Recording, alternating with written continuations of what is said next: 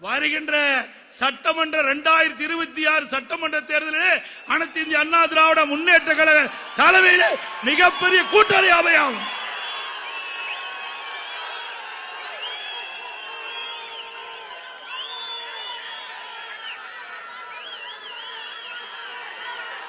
ஏன் என்று சொன்னால் நம்முடைய எங்கே மேடையிலே வீட்டிருக்கின்ற நிர்வாகிகள், இங்கே வரி கொடுத்திருக்கின்ற பாசறை சகோதர சகோதரிகள், வெளியிலே இருக்கின்ற பொதுமக்கள் எங்கே சென்றாலும் எப்படியாவது கூட்டணி அமையுங்கள் என்று சொல்லுகிறார்கள். எதற்காக?